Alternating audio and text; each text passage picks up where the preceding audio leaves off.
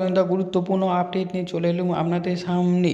তো ওয়েস্ট বেঙ্গল যারা casual delegated contractually worker আছে তাদের জন্য নতুন বিজ্ঞপ্তি বেরিয়েছে। এই বিজ্ঞপ্তিটি বেরিয়েছে government of West Bengal finance department থেকে। আপনারা সেই বিজ্ঞপ্তি দেখতে পাচ্ছেন এবং এই মেমো নম্বর হচ্ছে 4490FP2। ডেট বেরিয়েছে 16/12।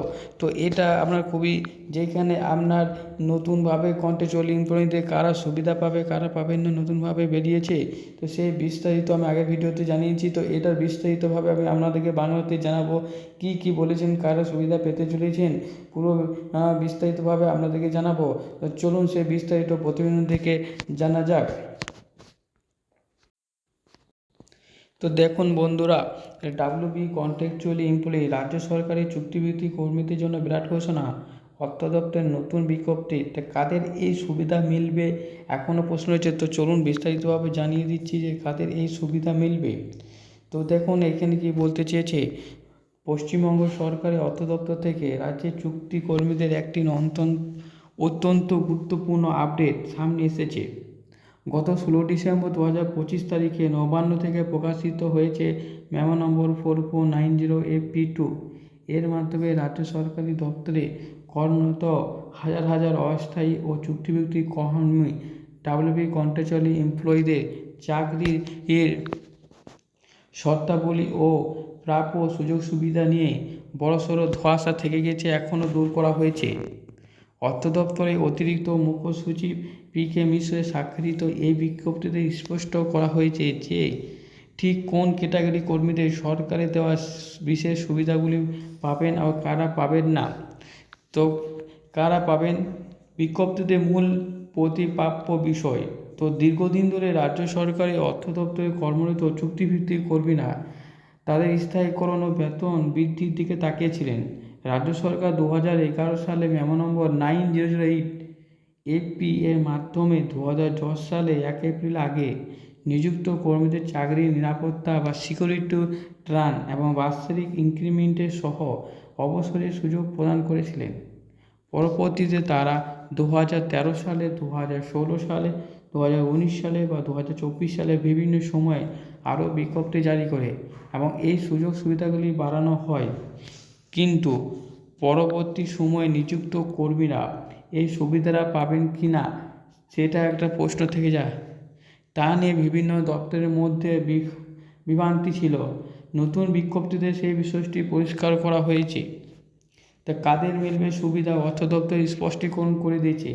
অর্থ দপ্তরের নতুন নিয়ম নির্দেশিকায় মূলত দুটি বিষয় বা ক্যাটাগরিকে আলাদা করেছে। নিচে বিস্তারিত আলোচনা করা হয়েছে। তো চলুন কি আলোচনা করা হয়েছে আমি আপনাদেরকে জানাচ্ছি যে কারা সুবিধা পেতে পারেন। তো অর্থ দপ্তর জানিয়েছে 2011 সালে 9008P মেমো নম্বর জারি হওয়ার পরেও রাজ্য সরকার বেশ কিছু ক্ষেত্রে নতুন করে চুক্তিভিত্তিক কর্মী নিয়োগ অনুমোদন দিয়েছে।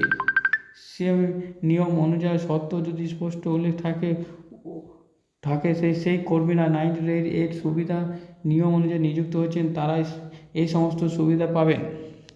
এতে এখানে 9008PM অনুযায়ী যদি চুক্তি নিযুক্ত হয়েছেন তারা কিন্তু এই সুবিধা পাবে। এক্ষেত্রে চাকরির মেয়াদ 5 বছর বা 10 বছর পূর্ণ না হলেও তারা 2013, 16, 19 এবং 2024 সালে ঘোষিত পারিশ্রমিক ও অন্যান্য সুযোগ সুবিধা যেমন মেমো 1091FP2 এর অন্তর্ভুক্ত থাকতে হবে। তো যারা সুবিধা পাবেন না, অন্যদিকে অর্থ দপ্তর বিভিন্ন সময় বিশেষ প্রয়োজনে সম্পূর্ণ আলাদা শর্তাবলী এবং বেতন কাঠামো রেমুনেশন সিকিউরিটি কিছু চুক্তিভিত্তিক কর্মীদের নিয়োগে অনুমোদন দিয়েছিল। সেই বিশেষ ক্যাটাগরি কর্মীরা 9008FP এর পরবর্তী সংশোধিত অর্ডারগুলির কোনো সুবিধা দাবি করতে পারেন না। তাদের চাকরি এবং বেতন শুধুমাত্র তাদের নিয়োগপত্রে উল্লিখিত নির্দিষ্ট শর্ত মেনেই পরিচালিত হবে। কর্মীদের জন্য জরুরি পরামর্শ। এই বিজ্ঞপ্তি থেকে এটি দিনের আলোর মতো পরিষ্কার যে রাজ্যের সমস্ত চুক্তিভিত্তিক কর্মীরা একই নিয়মে ছাতার তলে আসে না। আপনি যদি একজন চুক্তিভিত্তিক কর্মী হন তবে আপনার নিচের স্ট্যাটাস বোঝার জন্য নিচের বিষয়গুলি খেয়াল রাখুন। আপনার এঙ্গেজমেন্ট লেটারে নিয়োগপত্রটা ভালো করে পরীক্ষা করুন। দেখুন সেইখানে আপনার নিয়োগে কোনো মেমোর অধীনে কোন শর্ত আছে। যদি আপনার নিয়োগ 9008FP তার সমতুল্য অর্ডারের অধীনে হয়ে থাকে তবেই আপনি সরকারি বর্ধিত সুযোগ সুবিধার যোগ্য বলে বিবেচিত হবেন। কোনো দপ্তর যদি এই বিষয়ে আরও ব্যাখ্যার প্রয়োজন হয় তবে তাদের নির্দিষ্ট ফাইল বা কেস উল্লেখ করে অর্থ দপ্তরের সঙ্গে যোগাযোগ করার পরামর্শ দেওয়া হয়েছে। এই বিজ্ঞপ্তিতে রাজ্যের চুক্তিভিত্তিক কর্মীদের দীর্ঘদিনের বিভ্রান্তি দূর করতে সাহায্য করছে বলে মনে করা হচ্ছে। তো বন্ধুরা, এখানে একটা স্পষ্ট যে আপনার যে কন্ট্রাকচুয়ালি আপনি যে ক্যাজুয়াল বা ডেলিগেটেড ওয়ার্কার আছেন, সেইখানে যদি আপনার 9008P এর সমতুল্য অর্ডার যদি স্পষ্ট থাকে তাহলে আপনি এই সুযোগ সুবিধা পাবেন। আর যদি সেই অর্ডারে যদি আপনার এই 908 মেমো নম্বর যদি না থাকে তাহলে আপনি সুযোগ সুবিধা পাবেন না। কিন্তু সরকার 2013-16, 19-24 বিজ্ঞপ্তি জারি করেছে। তো আলাদা আলাদা বিজ্ঞপ্তিতে সেই বিজ্ঞপ্তি আপনি আপনার বিজ্ঞপ্তিটা দেখবেন যে সেইখানে কী বিজ্ঞপ্তিতে কী উল্লেখ করা আছে, সেই সুবিধাটাই আপনি পাবেন। এই ছিল একটা বিশেষ গুরুত্বপূর্ণ আপডেট। চ্যানেলটি ভালো লাগলে প্লিজ সাবস্ক্রাইব করবেন, পাশে থাকবেন। ধন্যবাদ।